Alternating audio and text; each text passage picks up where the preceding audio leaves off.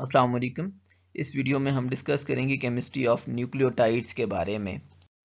First of all अगर हम बात करें न्यूक्लिक एसिड्स के बारे में, तो nucleic acids are basically the biopolymers of nucleotides. Polymers से मुराद है जब बहुत सारे मोनोमर्स या जो सब यूनिट्स हैं वो कंबाइन होती हैं तो एक बहुत बड़ा पॉलीमर बनाती हैं। ठीक है, तो जो न्यूक्लियोटाइड्स हैं वो न्यूक्लिक एसिड्स की सब यूनिट्स होती हैं या फिर मोनोमेरिक यूनिट्स होती हैं। ठीक है, कि जब वो एक दूसरे के साथ लिंक होती हैं थ्रू अ स्पेसिफिक लिंकेज, जिसको हम फॉस्फोडाइएस्टर बॉन्ड का नाम देते हैं, तो उसके रिजल्ट में हमारे पास न्यूक्लिक एसिड्स बनते हैं। और nucleic acids were first discovered by a Swiss physiologist Friedrich Miescher. ठीक है, इन 1869 जब वो स्टडी कर रहा था वाइट ब्लड सेल्स के ऊपर और उसने वहाँ से प्रोटीन एक्सट्रैक्ट करने थे, लेकिन he found something unusual in the white blood cells या पस सेल्स, जो कि एसिडिक इन नेचर थी and it was found to be present inside the nuclei. तो इसी वजह से न्यूक्लिक एसिड्स को नाम दिया गया न्यूक्लिक एसिड्स का। ठीक है, कि ये फैक्ट है कि they were found initially to be present in the nuclei cells nuclei and they were acidic in nature, इसी वजह से इनको न्यूक्लिक एसिड्स का नाम दिया गया।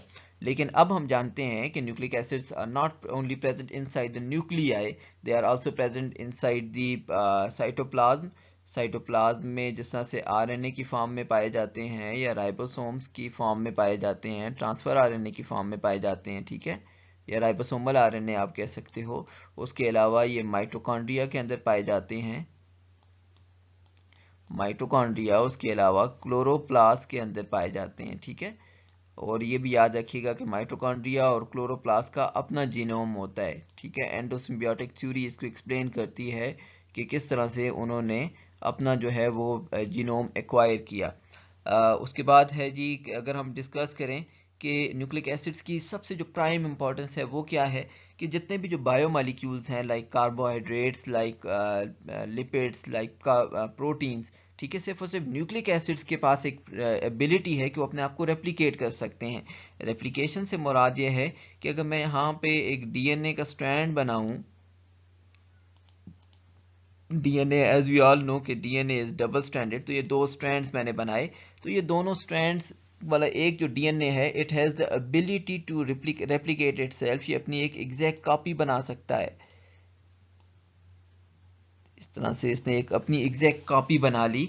तो यही जो प्रॉपर्टी है, इसी की वजह से नेचर ने न्यूक्लिक एसिड्स को चूज किया कि वो एज अ रिपोजिटरी या फिर आप कह सकते हो एज अ स्टोरेज एक्ट करें जेनेटिक इन्फॉर्मेशन के, और साथ ही साथ में as a mode of transmitters for the genetic information from the parents to their offsprings, या फिर एक सेल से दूसरे सेल के अंदर जेनेटिक इन्फॉर्मेशन को ट्रांसफर करने का काम भी न्यूक्लिक एसिड्स ही करते हैं। आपको पता ही है कि जनरली जो न्यूक्लिक एसिड्स में डीएनए है वो एज अ रिपोजिटरी और जेनेटिक इन्फॉर्मेशन की ट्रांसमिशन का काम करता है, और बहुत सारे काम वायरसेस के अंदर जो है वो आरएनए यही काम जो है वो परफॉर्म कर रहा होता है, लेकिन दोनों जो है वो न्यूक्लिक एसिड्स ही की टाइप्स हैं।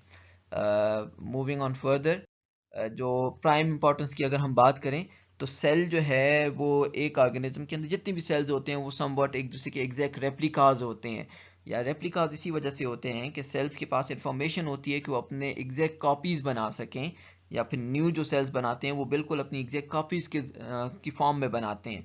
और इसके लिए जो मॉलिक्यूल्स रिस्पॉन्सिबल हैं, they are termed as nucleic acids, के वो इंफॉर्मेशन को ट्रांसमिट करते हैं from one cell to the other cell, कि दोनों सेल्स एक दूसरे के एग्जैक्ट रेप्लिकाज बने।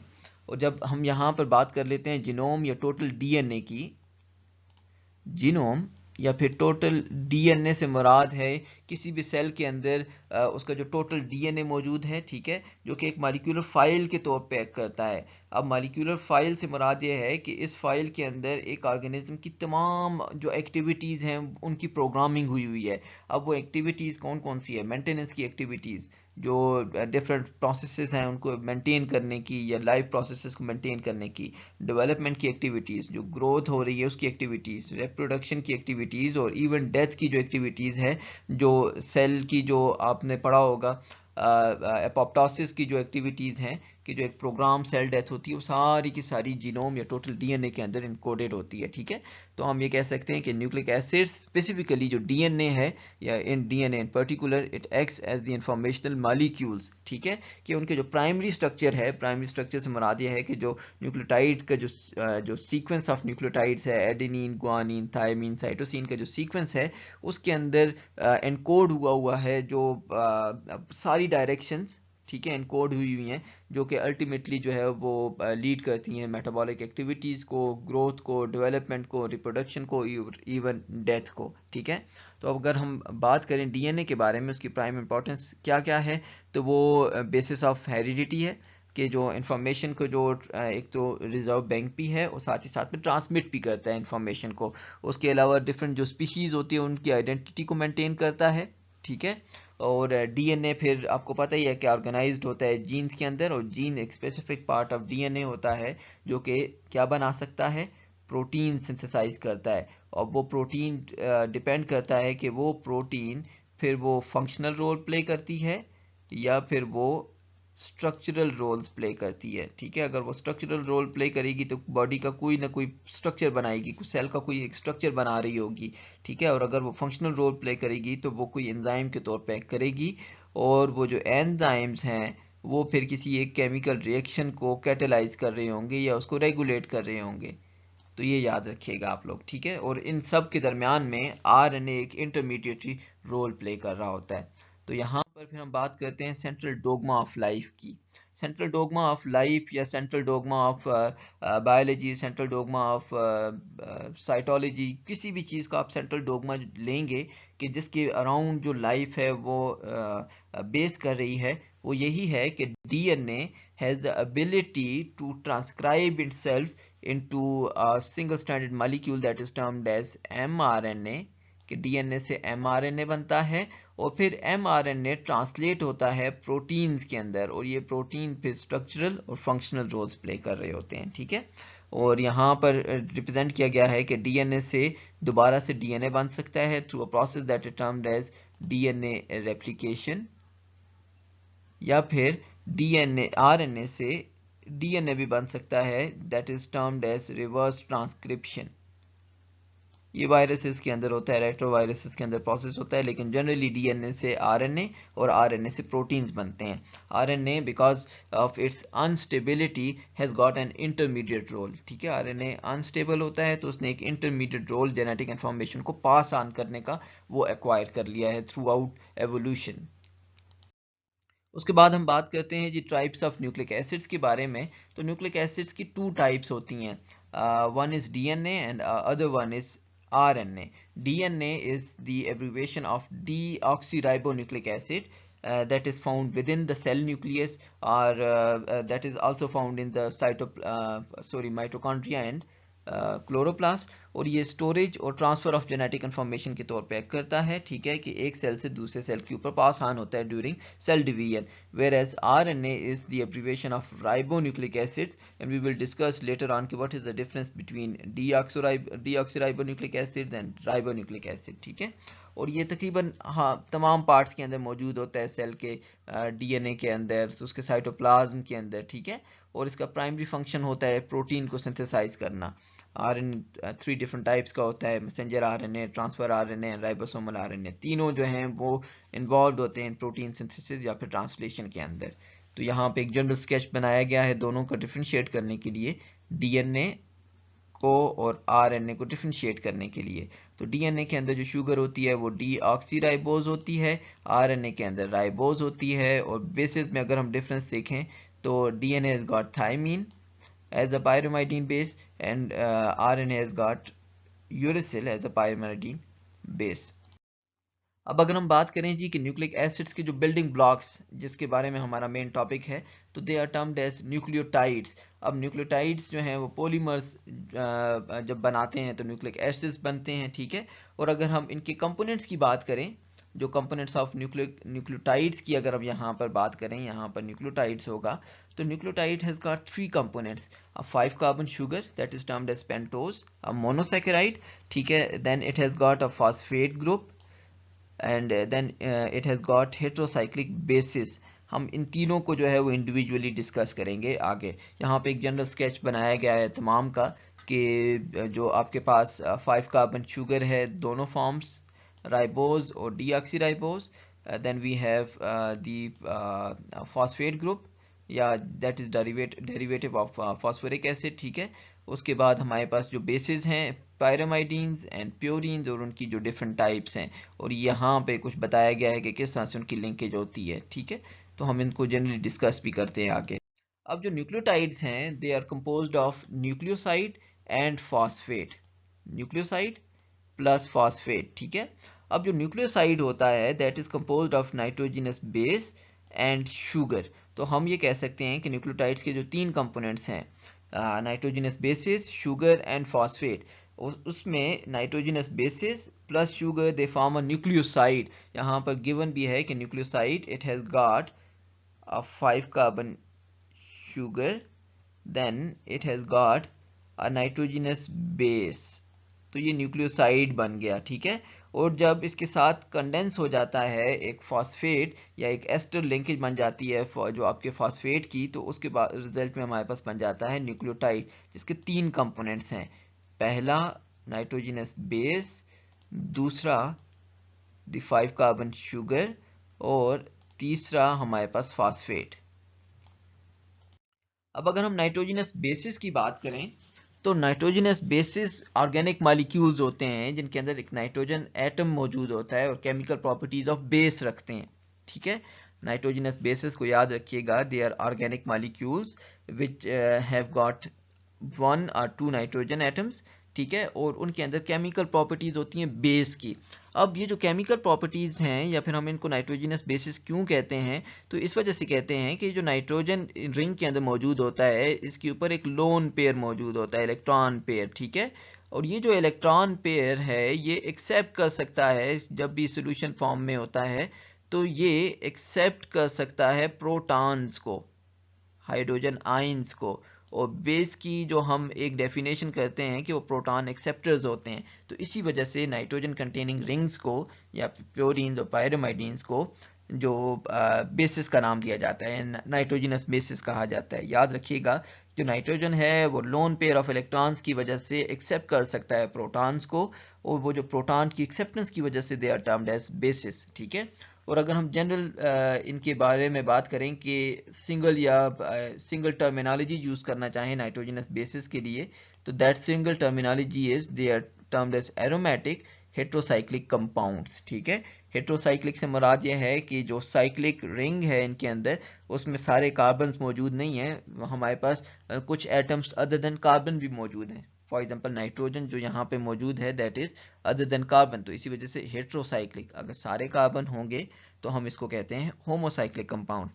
और साथ ही साथ में इनके अंदर एरोमेटिक ये कंपाउंड्स होते हैं, जैसा से बेंजीन है तो उसमें यहाँ पे ये जो हमारे पास डबल बॉन्ड है, ये जो कंपाउंड्स हैं इनमें जो पाई इलेक्ट्रॉन्स होते हैं उनके जो पाई इलेक्ट्रॉन्स हैं वो डीलोकलाइज्ड होते हैं, कि पाई इलेक्ट्रॉन्स जो हैं वो किसी एक एटम के साथ लिंक नहीं होते, वो किसी भी टाइम पे ये जो एक डबल बॉन्ड है ये शिफ्ट हो सकता है। तो इन कंपाउंड्स को हम कहते हैं एरोमेटिक कंपाउंड्स। तो जो हमारे पास बेसिस हैं they are termed as aromatic heterocyclic compounds, के जो पाई ऑर्बिटल्स हैं वो या फिर जो डबल बॉन्ड्स हैं वो डीलोकलाइज्ड होते हैं, किसी एक एटम के साथ बॉन्डेड नहीं होते, वो किसी भी टाइम पे शिफ्ट हो सकते हैं पूरे के पूरे रिंग में, ठीक है। एक बात हेट्रोसाइक्लिक के जो आपके पास रिंग स्ट्रक्चर है उसमें सारे कार्बन्स मौजूद नहीं हैं, कुछ एटम्स अदर देन कार्बन भी मौजूद होते हैं।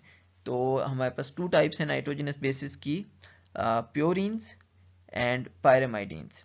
जो प्योरीन्स होते हैं दे आर डबल रिंग्ड, ठीक है। यहाँ पे ये प्योरीन का स्ट्रक्चर गिवन है, तो प्योरीन्स आपको नजर आ रहा होगा कि 2 रिंग्स यहाँ पे मौजूद हैं, एक 6 member ring and the other one is 5 member ring, ठीक है। और इसकी जो टाइप्स आती हैं वो एडेनिन और ग्वानिन आती है, ठीक है। और पायरामाइडीन्स जो होते हैं वो सिंगल रिंग्ड होते हैं, ये सिर्फ और सिर्फ एक सिंगल रिंग आपको नजर आ रहा होगा। और cytosine, thymine and uracil are the examples of pyrimidines. अब हम बात करते हैं what is the difference between purines and the pyrimidines, ठीक है। तो जो प्योरीन्स होते हैं they have a general formula C5H4N4, C5H4N4।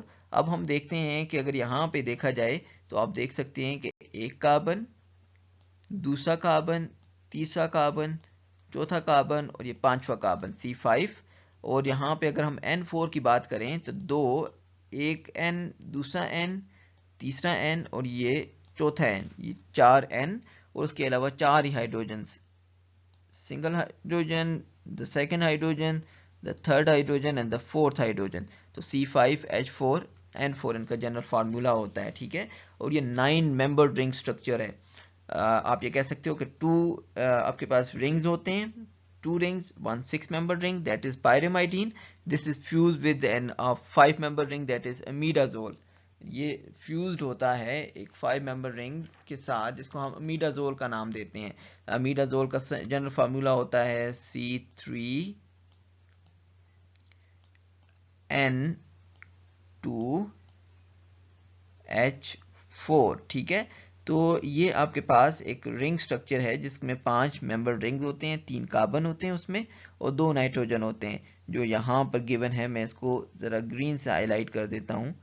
तो दिस इज द अमीडाजोल रिंग, ठीक है। तो ये दोनों फ्यूज हुए हैं प्योरीन्स में, एक 6 मेंबर रिंग पायरामाइडीन और दूसरा अमीडाजोल रिंग 5 मेंबर रिंग, ठीक है। तो ये टोटल जो है ये 5 + 4 9 मेंबर रिंग्स बनते हैं, ठीक है, जिसमें टोटल 4 नाइट्रोजन और 5 कार्बन होते हैं। Let me remove all this.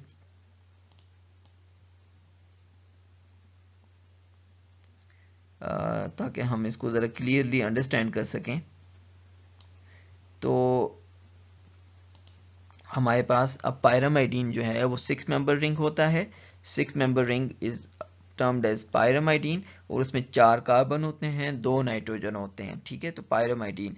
अमीडाजोल is a 5 member ring जिसमें 3 कार्बन और हमारे पास 2 नाइट्रोजन होते हैं। जब ये दोनों फ्यूज होते हैं, 2 रिंग, 6 मेंबर रिंग और 5 मेंबर रिंग, तो ये टोटल जो है हमारे पास 9 मेंबर रिंग बनाते हैं, जिसमें एक ऐसा रिंग बनाते हैं जिसमें टोटल 9 मेंबर्स होते हैं रिंग के डिफरेंट कॉर्नर्स में, ठीक है, जिसमें से 4 नाइट्रोजन और 5 कार्बन होते हैं। अब अगर हम प्योरीन्स की नंबरिंग की बात करें तो ये एंटी क्लॉकवाइज डायरेक्शन में इनको नंबरिंग की जाती है। जैसा से यहाँ से हम N1 से स्टार्ट कर रहे हैं, नाइट्रोजन से स्टार्ट कर रहे हैं, तो 1 और हम एंटी क्लॉकवाइज जा रहे हैं, कुछ इस तरह से हम जा रहे हैं, ठीक है। तो nitrogen 1, carbon 2, nitrogen 3, then carbon 4, then carbon 5 and then carbon number 6। और फिर हम दूसरे रिंग पे आ जाते हैं, नाइट्रोजन 7, कार्बन 8 एंड नाइट्रोजन 9, ठीक है। तो इस तरह से इनको एंटी क्लॉकवाइज डायरेक्शन में जो है वो इनको नंबर किया जाता है। अगर हम पायरामाइडीन्स की बात करें तो pyrimidines have got a general formula C4H4N2। यहाँ पे आप देख भी सकते हैं कि 4 कार्बन्स हैं इस रिंग के अंदर, पायरामाइडीन रिंग के अंदर, और हमारे पास 2 नाइट्रोजन हैं और उनके साथ हमारे पास 4 कार्बन के साथ 4 ही हाइड्रोजन लिंक्स हैं। और सिर्फ सिंगल रिंग होता है इनके अंदर और इसको हम क्लॉकवाइज डायरेक्शन में इसको हम नंबरिंग करते हैं, ठीक है, कि हम यहाँ से जा रहे हैं कुछ इस तरफ पे 6 मेंबर रिंग्स में। अच्छा जी, उसके बाद जो प्योरीन्स हैं उनकी अगर हम टाइप्स की बात करें तो एडेनिन और ग्वानिन इसकी एग्जांपल आती है, और पायरामाइडीन में साइटोसिन, थायमीन और यूरेसिल, जिनको हम अभी डिस्कस करते हैं, ठीक है। अब जी अगर हम प्योरीन के स्ट्रक्चर की बात करें, जो हमने जनरल स्ट्रक्चर तो डिस्कस कर दिया, अब हम इसकी डेरिवेटिव्स जो डिफरेंट 2 टाइप्स हैं उनकी अगर हम बात करें तो one is adenine, that is 6 amino purine derivative of purine, ठीक है। अब या जिसको हम 6 अमाइनो प्योरीन का नाम दे सकते हैं। अब 6 अमाइनो प्योरीन से मुराद ये है कि जब हमने नंबरिंग स्टार्ट की थी तो this was first member ring, first member of the ring, this one was our second, this one was third, और ये चौथा हो गया, ये पांचवा हो गया और फिफ्थ, और ये हमारे पास छठा जो है हमारे पास मेंबर है रिंग का, ठीक है। तो इसके साथ हमारे पास एक amino group NH2 group is attach, तो इसको हम एडेनिन का नाम देते हैं। आपने ये याद रखना है कि प्योरीन में 6 मेंबर के ऊपर से जो हमारे पास छठा मेंबर है उसके ऊपर अमाइनो ग्रुप होगा तो एडेनिन होगा, ठीक है। और अगर हम ग्वानिन की बात करें तो ग्वानिन हमारे पास 2 अमाइनो 6 ऑक्सो डेरिवेटिव है प्योरीन का। इससे क्या मुराद है कि हमारे पास सेकंड कार्बन के ऊपर या सेकंड जो मेंबर है उसके ऊपर अमाइनो ग्रुप अटैच होगा, NH2 ग्रुप अटैच होगा, जिस तरह से यहाँ पे सेकंड के ऊपर NH2 ग्रुप अटैच है, और छठे के ऊपर डबल बॉन्ड के थ्रू ऑक्सीजन अटैच है, तो 2 अमाइनो 6 ऑक्सीप्योरीन का नाम इसको दिया जाता है जी। उसके बाद हम आते हैं पायरामाइडीन्स के स्ट्रक्चर की तरफ, जिसमें साइटोसिन है, थायमीन है, यूरेसिल है। तो साइटोसिन जो है वो 4 अमाइनो 2 ऑक्सो डेरिवेटिव है पायरामाइडीन का। And what does this mean कि हमारे पास वही वाला पायरामाइडीन रिंग जिसमें 4 मेंबर्स जो हैं वो कार्बन वाले हैं और 2 नाइट्रोजन वाले हैं, उसमें हमारे पास जो चौथा जो मेंबर है that has got amino group, जिस तरह से यहाँ पर डिपिक्ट किया गया है, फोर्थ के ऊपर अमाइनो ग्रुप और सेकंड के ऊपर ऑक्सीजन ग्रुप डबल बॉन्ड के थ्रू लिंक्ड है, तो 2 ऑक्सी 4 अमाइनो पायरामाइडीन इसको नाम दिया जाता है साइटोसिन को। उसके बाद है थायमीन। अब थायमीन जो है उसमें हमारे पास जो है वो 2,4 डाईऑक्सी, यानी कि दूसरे और चौथे कार्बन के ऊपर 2 ऑक्सीजन मौजूद हैं और 5 कार्बन के ऊपर मिथाइल ग्रुप अटैच्ड है। ठीक है, तो इसको हम 2,4 डाईऑक्सी 5 मिथाइल पायरामाइडीन का नाम देते हैं। और यूरेसिल, ठीक है, यूरेसिल जो है वो 2,4 डाईऑक्सी पायरामाइडीन है। यूरेसिल और थायमीन में डिफरेंस आप देख सकते हैं कि सिर्फ और सिर्फ मिथाइल ग्रुप का डिफरेंस है ऑन कार्बन नंबर 5। तो ये जो यूरेसिल है दिस इज 2,4 डाईऑक्सी पायरामाइडीन के हमारे पास 2 सेकेंड और फोर्थ कार्बन के ऊपर जो है वो ऑक्सीजन अटैच्ड है। ठीक है, और ये भी याद रखिएगा कि जो डिफरेंट एंजाइम्स के थ्रू, किसके थ्रू, डिफरेंट एंजाइम्स के थ्रू हमारे पास जो साइटोसिन है वो डिफरेंट रिएक्शंस के through cytosine can be converted into uracil, जिसको हम अभी एक सिग्निफिकेंस इसकी डिस्कस भी करेंगे कि cytosine can be converted into uracil by deamination. अगर मैं इस अमाइनो ग्रुप को, ये जो अमाइनो ग्रुप यहाँ पे नज़र आ रहा है आपको, यहाँ से अगर मैं इसको रिमूव कर दूं तो यहाँ पे साथ ही साथ में मैं हाइड्रोलिसिस करूँ, डीअमाइनेशन अलोंग विद हाइड्रोलिसिस में करूँ, तो this cytosine can be converted into uracil. ठीक है, जो ये ओकेजनली होता रहता है सेल के अंदर, इसको हम आगे अभी देखते हैं। तो अगर हम बात करें कि why doesn't DNA have uracil, जैसा हमने डिस्कस किया कि डीएनए के अंदर होता है adenine, guanine, thymine and cytosine. ठीक है, तो आरएनए के अंदर यूरेसिल होता है इंस्टेड ऑफ थायमीन। तो यूरेसिल क्यों नहीं होता है डीएनए के अंदर? तो पहली रीजन ये है कि यूरेसिल अनस्टेबल होता है। ठीक है, यूरेसिल क्या होता है, अनस्टेबल होता है, और थायमीन जो है वो स्टेबल होता है, फोटो ऑक्सीडेशन को रेजिस्ट कर सकता है। तो इसी वजह से यूरेसिल पहली जो एक रीजन है वो नहीं होता। दूसरी बात जो मैंने आपको बताई कि cytosine can be deaminated to uracil, कि अगर मैं यहाँ पे साइटोसिन लूँ, मैं नाइट्रोजन यहाँ पे डिपिक्ट नहीं करता हूँ, मैं सिर्फ और सिर्फ जो जनरल बॉन्ड है उसको डिपिक्ट करता हूँ। यहाँ पे अगर मैं ये NH2 जैसा हमने बात की थी कि वो उसमें अमाइनो ग्रुप अटैच्ड होता है, ठीक है, और यहाँ पे ये ऑक्सीजन अटैच्ड है, तो ये डी अमाइनेशन हो सकती है कि इसमें NH2 ग्रुप जो है वो या NH3 की फॉर्म में ये रिमूव हो सकता है। साथ ही साथ में वाटर की यहाँ पे एडिशन होगी तो it can be converted into uracil, it can be converted into uracil के यहाँ पे दोनों सेकेंड और फोर्थ कार्बन दोनों के ऊपर हमारे पास ऑक्सीजन मौजूद है। यहाँ पे N, यहाँ पे भी आप कुछ इस तरह से N को डिपिक्ट कर लो। ठीक है, इसी तरह से यहाँ पे भी उसी तरह से N को डिपिक्ट कर लो। यहाँ पे जब N डिपिक्ट करोगे तो फिर यहाँ पे हमें इसको ऑक्सीजन को इधर लेके जाना पड़ेगा, सेम यहाँ पर भी इसी तरह से करना पड़ेगा। तो cytosine can be converted into uracil. अब इसकी सिग्निफिकेंस कहाँ पे आती है जी?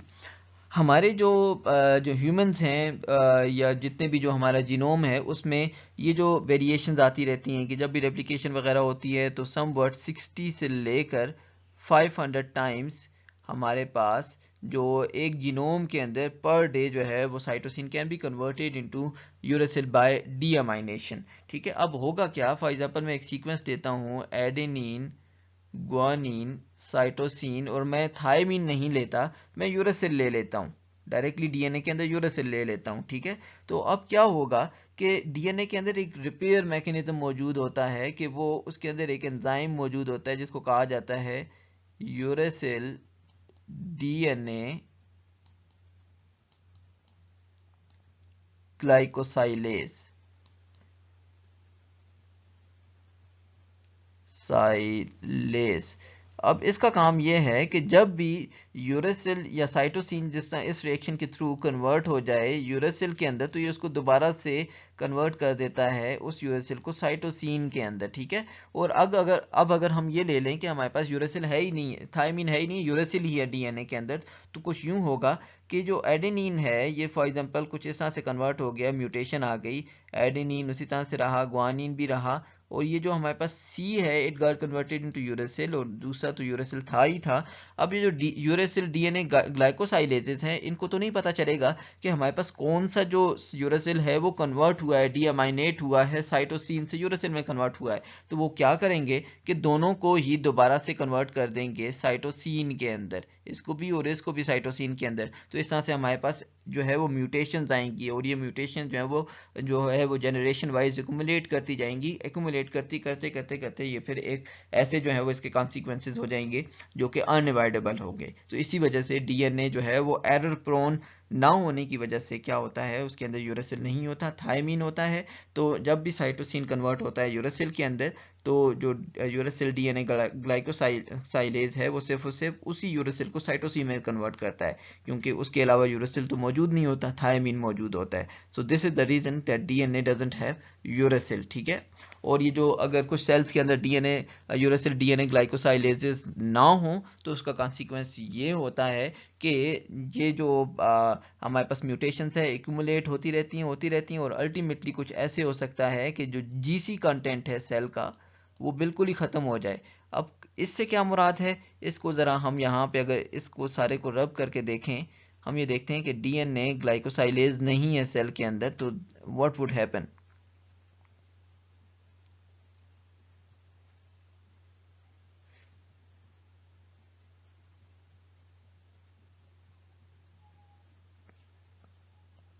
अच्छा, हम नॉर्मल सीक्वेंस ही ले लेते हैं, एडेनिन लेते हैं, उसके अलावा ग्वानिन लेते हैं, थायमीन लेते हैं और साइटोसिन लेते हैं, ठीक है। और हमें पता है कि adenine always pairs with thymine and guanine always pair with cytosine, thymine with adenine and guanine, cytosine with guanine, ठीक है। और अगर हमारे पास यूरेसिल डीएनए ग्लाइकोसाइलेजेस ना हो तो क्या होगा कि हमारे पास this cytosine would be converted into uracil, ठीक है। और क्या होगा कि जो हमारे पास रिपेयर मैकेनिज्म है वो इस यूरेसिल के साथ, जब यूरेसिल ही वो जो एंजाइम नहीं होगा तो यूरेसिल साइटोसिन में कन्वर्ट नहीं होगा, ठीक है। तो हो सकता है कि ये जो यूरेसिल है इसके साथ एडेनिन लगा दी जाए, और जब ओवर टाइम इसी तरह से साइटोसिन यूरेसिल में कन्वर्ट होता रहे और यूरेसिल रिकन्वर्ट ना हो साइटोसिन के अंदर, तो हो सकता है कि यूरेसिल के साथ जो दूसरी बेस पेयरिंग है उसमें एडेनिन लगता जाए, तो ओवर टाइम हमारे पास जो जीसी कंटेंट है वो सेल का बिल्कुल ही ख़त्म हो जाएगा, ठीक है। तो that would lead to a disaster, जो हमारे पास जो चार बेसिस की वजह से, चार नाइट्रोजनस बेसिस की वजह से हमारे पास जो एक वर्सेटाइल जो एक इंफॉर्मेशन स्टोरेज है वो बिल्कुल ख़त्म हो जाएगी। मूविंग ऑन, कि हमारे पास जो डिफरेंट जो प्योरीन्स और पायरोमाइडीन्स हैं, ये जो हैं वो टॉटोमेर्स की फॉर्म में एग्जिस्ट करती हैं। टॉटोमेरिक फॉर्म से मुराद ये है कि हमारे पास जो इलेक्ट्रॉन्स या प्रोटॉन्स हैं वो रेजोनेट कर रहे होते हैं रिंग स्ट्रक्चर के अंदर, ठीक है। तो हम इसको नाम कुछ इस तरह से दे सकते हैं कि existence of a molecule in a keto और इनोल फॉर्म और लेक्टेम और लेक्टिम फॉर्म, ठीक है, इज नोन एज टॉटोमेरिज्म। तो जो चारों की चारों नाइट्रोजनस बेसिस हैं वो सारी की सारी एग्जिस्ट करती हैं इस तरह से टॉटोमेरिक फॉर्म्स के अंदर। कुछ रेयर्स होती हैं, कुछ कॉमन होती हैं। ऑल दो जो दोनों फॉर्म्स हैं अगर वो कीटो और इनोल फॉर्म में एग्जिस्ट कर रही हैं, या लेक्टिम फॉर्म में एग्जिस्ट कर रही हैं, या फिर वो अमाइनो या फिर अमीनो फॉर्म में एग्जिस्ट कर रही हैं, ये जो है एक दूसरे के साथ इक्विलिब्रियम में होती हैं। लेकिन जो सेलुलर कंडीशंस हैं उसमें ज़्यादातर जो हमारे पास कीटो फॉर्म और अमाइनो फॉर्म है वो ज़्यादातर जो है वो पाई जाती है। फॉर एग्जांपल जिस तरह से यहाँ पे डिपिक्ट किया गया है कि थायमीन जो है उसकी दो फॉर्म्स होती हैं, एक कीटो फॉर्म यहाँ पे आपको नज़र आ रही होगी, जिसको हम लेक्टेम फॉर्म का भी नाम देते हैं, कीटो या फिर लेक्टेम फॉर्म, ठीक है जी। अब यहाँ पे लेक्टेम का आपने देखा कि उसके अंदर हमारे पास सी डबल बॉन्ड ओ और साथ में एडजेसेंट एन एच है, ठीक है। तो यहाँ पे ये C double bond O, sorry ये नहीं है, ये वाला C डबल बॉन्ड O और ये NH, ये ठीक है। तो ये हमारे पास कीटो या फिर लैक्टेम फॉर्म है, ये कॉमन फॉर्म है थायमीन की। हमारे पास एडेनिन और जो साइटोसिन होते हैं इनकी कॉमन फॉर्म्स अमाइनो वाली होती हैं, ठीक है। अमाइनो फॉर्म्स इनकी जो हैं वो कॉमन होती हैं। अब अमाइनो फॉर्म से मुराद ये है कि एक डबल कार्बन वाला जो एल्कीन है उसके एडजेसेंट जो है वो कार्बन के ऊपर NH2 ग्रुप हो तो उसको हम कहते हैं अमाइनो फॉर्म, ठीक है। जबकि जो दूसरी होती है वो अमीनो फॉर्म होती है, तो डबल बॉन्ड नहीं होता। जो हमारे पास डबल बॉन्ड है, जो यहाँ पे एल्कीन होता है उसकी जगह पे हमारे पास कार्बन टू नाइट्रोजन जो है वो डबल बॉन्ड बना हुआ होता है, ठीक है। तो उसके अलावा जो गुआनिन है वो भी कॉमन जो है वो उसकी कीटो फॉर्म होती है, तो ये याद रखिएगा। और ये अपनी जो कीटो या अमाइनो फॉर्म्स की ही वजह से जो एडेनिन है या फिर गुआनिन है ये एक दूसरे के साथ सॉरी एडेनिन और थायमीन एक दूसरे के साथ डबल बॉन्ड बना सकते हैं, ठीक है। कि वो स्पेसिफिक ओरिएंटेशन उसी वजह से बनती है कि कुछ जो इसके जो सब यूनिट्स हैं या जो एटम्स हैं वो कार्बन सॉरी हाइड्रोजन डोनर्स के तौर पे और कुछ जो है वो हाइड्रोजन एक्सेप्टर के तौर पे करते हैं, तो वो एक डबल बॉन्ड बन जाता है, ठीक है। जबकि ग्वानिन और साइटोसिन में जो हाइड्रोजन डोनर और एक्सेप्टर्स के तौर पे 3 जगह पे जो है वो इस तरह से लिंकेज होती है जिसकी वजह से ट्रिपल बॉन्ड बनता है। उसके बाद है जी कुछ माइनर बेसिस जो कि न्यूक्लिक एसिड्स के अंदर पाई जाती हैं जी, जिस तरह से एक है 5 मिथाइल साइटोसिन, और इनका जो जनरल रोल होता है ये स्पेसिफिक एंजाइम्स को रिकग्नाइज करने के अंदर मौजूद होते हैं जी, ठीक है।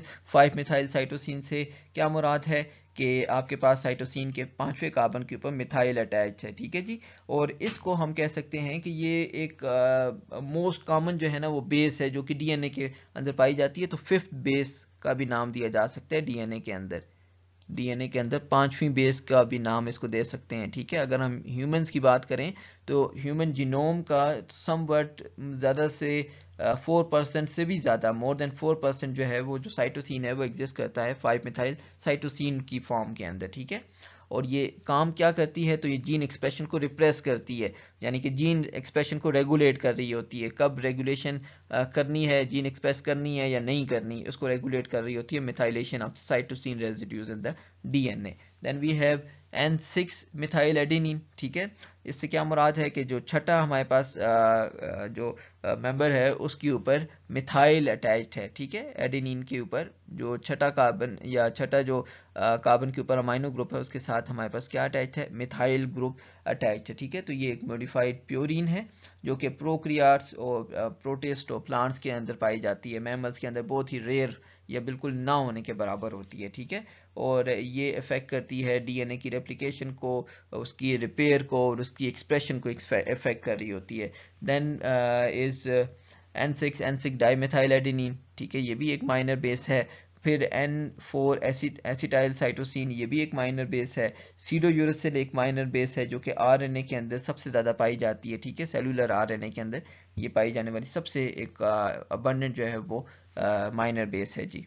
उसके बाद हैं और कुछ जो बायोलॉजिकल इंपॉर्टेंट बेसिस होती हैं, ठीक है, जिनको हम प्योरीन बेसिस का नाम भी दे सकते हैं, जो कि फ्री स्टेट के अंदर सेल में पाई जाती हैं, जिसमें से हाइपोजेंथीन है और जेंथीन है, ठीक है। Hypoxanthine is 6 oxypurine and xanthine is 2,6 dioxypurine. यहाँ पे देख सकते हो आप 6 ऑक्सीप्योरीन एंड 2,6 डाईऑक्सीप्योरीन जेंथीन होती है। और ये हमारे पास प्योरीन की ब्रेक डाउन के जो पाथवे है उसमें इंटरमीडिएट्स के तौर के ऊपर एक्ट करती हैं, ठीक है। हाइपोजेंथीन फिर वो जेंथीन ऑक्सीडेज एंजाइम के थ्रू कन्वर्ट होती है वो जेंथीन के अंदर, फिर जेंथीन दोबारा से कन्वर्ट होता है यूरिक एसिड के अंदर जेंथीन ऑक्सीडेज एंजाइम के अंदर, ठीक है। तो यूरिक एसिड एक तीसरी जो है वो आप कह सकते हो इंपॉर्टेंट बेस है जो कि फ्री फॉर्म में पाई जाती है, जिसको हम कह सकते हैं 2,6,8 ट्राई ऑक्सीप्योरीन। यहाँ पे यूरिक एसिड 2,6 एंड 8 ट्राईऑक्सीप्योरीन होती है, ठीक है। और ये एंड प्रोडक्ट है प्योरीन डिग्रेडेशन की। उसके अलावा कुछ हमारे पास प्लांट प्योरीन बेसिस होती हैं जिसमें कैफीन है, थियोफाइलिन है और थियोब्रोमीन है, ठीक है। ये जो हैं वो समवॉट एनालॉग्स हैं हमारे पास प्योरीन्स के। उसके बाद हैं जी इनके कुछ प्योरीन और पायरामाइडीन के एनालॉग्स, ठीक है, जो कि बहुत ही इंपॉर्टेंट रोल्स प्ले कर रहे होते हैं, या फिर ड्रग्स के तौर के ऊपर यूज़ करते हैं ट्रीटमेंट्स के तौर के ऊपर, ठीक है, जिस तरह से एलोप्यूरिनॉल है जो कि गाउट की ट्रीटमेंट के अंदर यूज़ होती है, ठीक है, ये प्योरीन का एनालॉग है, या फिर आप कह सकते हो हाइपोजेंथीन का जो स्ट्रक्चरल आइसोमर है, और इसका काम क्या होता है कि ये इनहिबिट करता है ज़ैंथीन ऑक्सीडेज एंजाइम की एक्टिविटी को।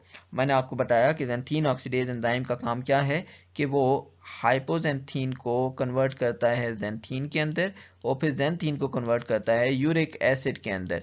तो जब आपके पास जो एलोप्यूरिनॉल है ये इनहिबिट कर देता है ज़ैंथीन ऑक्सीडेज की एक्टिविटी को, तो फिर हमारे पास जो एंड प्रोडक्ट बन रही है यूरिक एसिड प्योरीन डिग्रेडेशन की, उसकी प्रोडक्शन को ये इनहिबिट करता है, ठीक है। तो इस तरह से इस गाउट को, जो गाउटी अर्थराइटिस होता है, वो अर्थराइटिस जो कि यूरिक एसिड की एक्युमुलेशन की वजह से जो पेन होता है जॉइंट्स को, उसको रेजिस्ट कर रही होती है, उसकी ट्रीटमेंट के लिए भी यूज़ होती है जी। उसके बाद है कुछ एंटी कैंसरस ड्रग्स हैं, जिस तरह से 5 फ्लोरो यूरेसिल है, ठीक है, कि 5th जो पोजीशन है वहाँ पे फ्लोरीन अटैच्ड है। तो ये एंटी न्यूप्लास्टिक एजेंट्स होते हैं। एंटी न्यूप्लास्टिक एजेंट्स वो एजेंट्स होते हैं जो कि कैंसर ट्रीटमेंट के अंदर यूज़ होते हैं, ठीक है।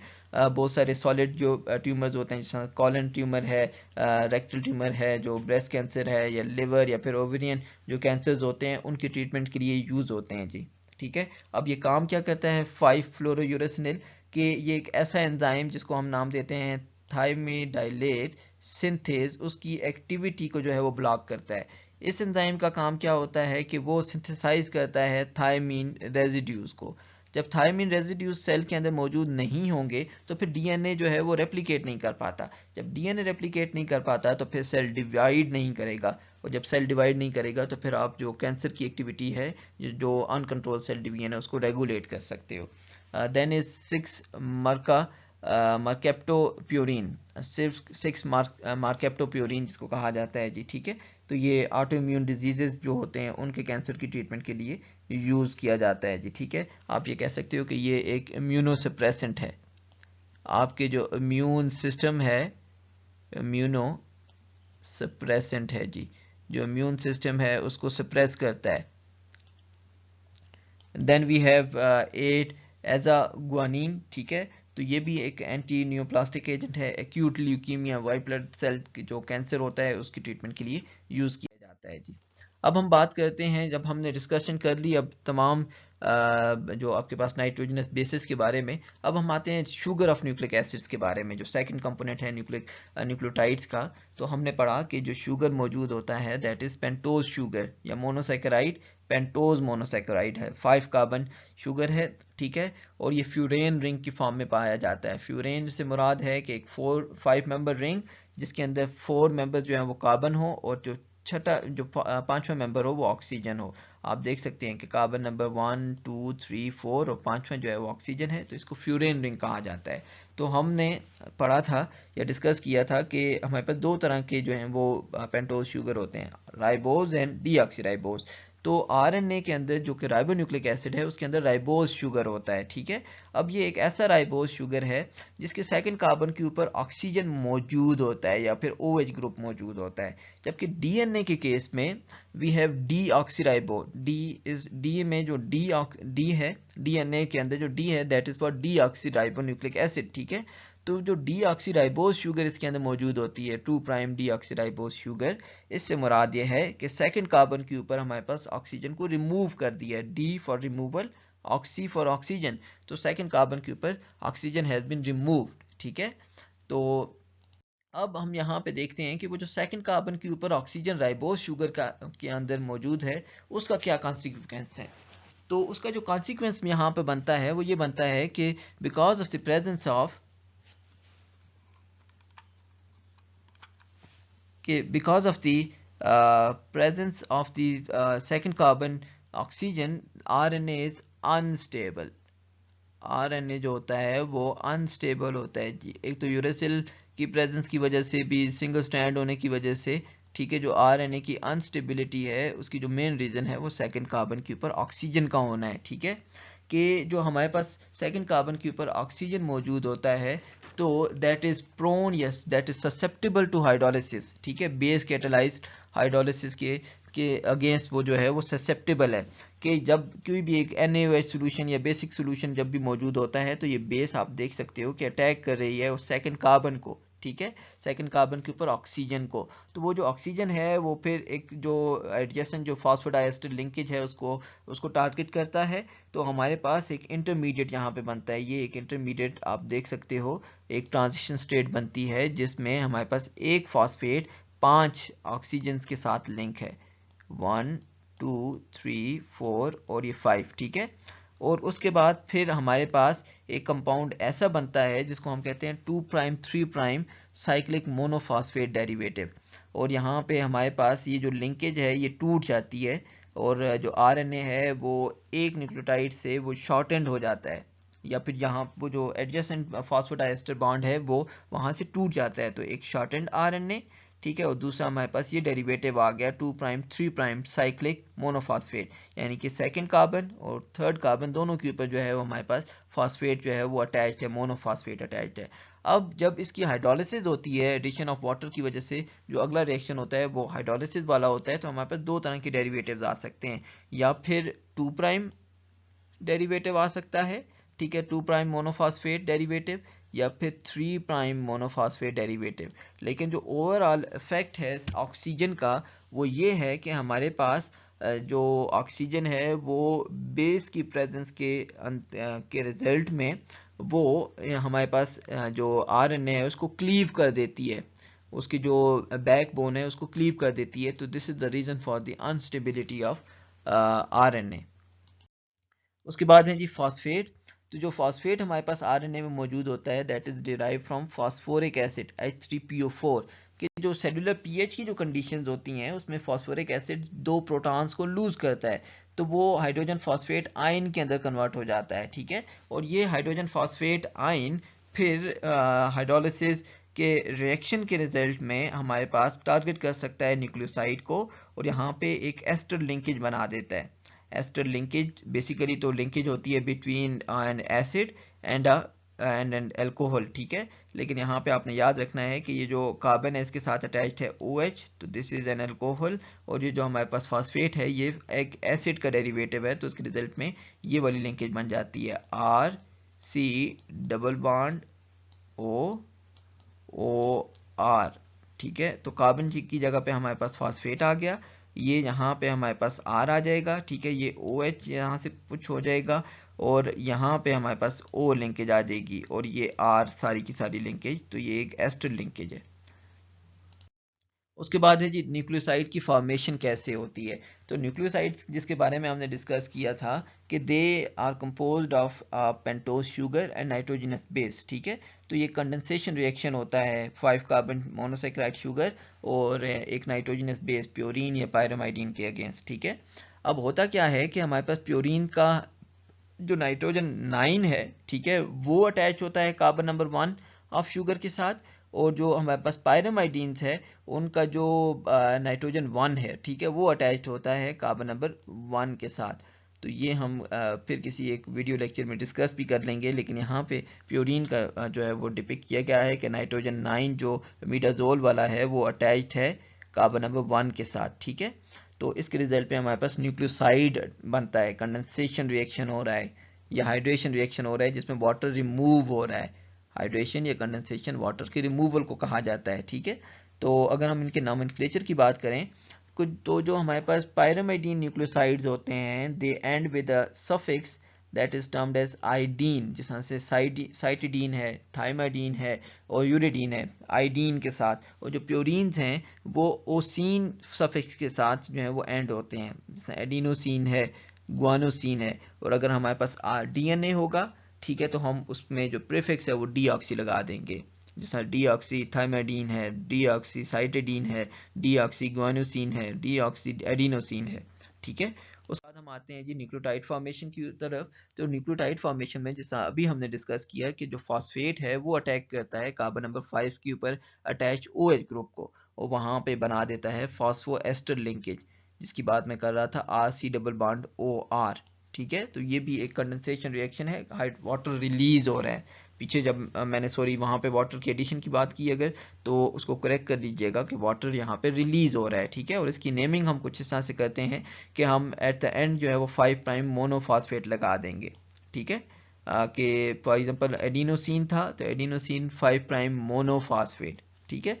अगर हम न्यूक्लियोसाइड और न्यूक्लियोटाइड के नॉमेनक्लेचर की बात करें तो यहाँ पे सारा का सारा गिवन है। न्यूक्लियोसाइड होगा तो डीऑक्सी एडिनोसिन, डीएनए के केस में एडिनिन का, और डीऑक्सी एडिनोसिन 5' मोनोफॉस्फेट, जिसको हम डीएमपी का नाम देते हैं। इसी तरह से ये सारे के सारे जो हैं वो गिवन है, उनके नॉमेनक्लेचर, न्यूक्लियोटाइड, न्यूक्लियोसाइड और उनकी एब्रीविएशंस भी। उसके बाद हम बात करते हैं कि मोनोफॉस्फेट्स क्या होते हैं। न्यूक्लियोसाइड, मोनोफॉस्फेट, या फिर एक ऐसा न्यूक्लियोटाइड जिसके अंदर सिर्फ एक फॉस्फेट हो, ठीक है। जिसकी हमने बात की कि हाइड्रॉक्सिल ग्रुप जो है वो न्यूक्लियोसाइड का वो एस्ट्रिफाइड होता है, एस्टर जो है वो बनाता है, एक एस्टर लिंकेज बनाता है विद द फॉस्फेट ग्रुप, ठीक है। तो उसके रिजल्ट में हमारे पास 3' या फिर 5' न्यूक्लियोफॉस्फेट बनता है, ठीक है। अब ये डिपेंड करता है कि 3' के ऊपर अटैक कर रहा है वो, या फिर 5' कार्बन के ऊपर अटैक कर रहा है, ठीक है। तो यहाँ पे उसका स्ट्रक्चर भी गिवन है। फिर हम बात करते हैं जो हमारे पास डाईफॉस्फेट्स होते हैं, ठीक है। तो हमारे पास सेकंड का जो फॉस्फेट है उसको हम एस्टिफाई करते हैं पहले फॉस्फेट के साथ, तो हमारे पास डाईफॉस्फेट बन जाते हैं। जैसे एडिनोसिन डाईफॉस्फेट एक बहुत ही इंपॉर्टेंट जो है वो डाईफॉस्फेट है, जिसका स्ट्रक्चर यहाँ पे गिवन है और सारा रिएक्शन भी गिवन है। उसके बाद है हमारे पास ट्राईफॉस्फेट, जो एटीपी जिसकी एग्जांपल आती है, ठीक है। तो यहाँ पे इसको आपने करेक्ट कर लेना है कि ये एडीपी है और ये क्या बना रहा है, ये एटीपी बनाएगा जी, ये बनाएगा एटीपी, ठीक है। तो यहाँ पे तीसरा फॉस्फेट भी आपने उसके साथ जो है वो इसकी एस्टिफिकेशन कर दी है जी। तो उसके बाद हमारे पास कुछ साइक्लिक न्यूक्लियोटाइड्स होते हैं, ठीक है। साइक्लिक न्यूक्लियोटाइड से मुराद ये है कि तीसरा कार्बन और पांचवा कार्बन एक दूसरे के साथ जो है वो एक फॉस्फोडाइएस्टर लिंकेज बनाते हैं। यहाँ पे देखिएगा कि दो एस्टर्स बन रहे हैं, एक एस्टर बॉन्ड और दूसरा एस्टर बॉन्ड, जिसको हम फॉस्फोडाइएस्टर लिंकेज का नाम देते हैं। तो 3' 5' साइक्लिक एएमपी या सीएएमपी का नाम दिया जाता है, और ये एक मेटाबॉलिक रेगुलेटर के तौर के ऊपर एक करता है, ठीक है। जो सिग्नल ट्रांसडक्शन होती है उसको ये कंट्रोल कर रहा होता है। साइक्लिक एएमपी ट्रांसडक्शन ऑफ जो सिग्नल है ना सेल के अंदर, जो सिग्नलिंग होती है उसको कंट्रोल करने का काम ये करता है जी CAMP। जैसे ग्लूकागॉन के जो इफेक्ट है उसको मीडिएट करने के लिए इन्वॉल्व होता है CAMP। तो आई होप कि ये बातें आपको समझ आ गई होंगी। Thank you very much. अल्लाह हाफिज़।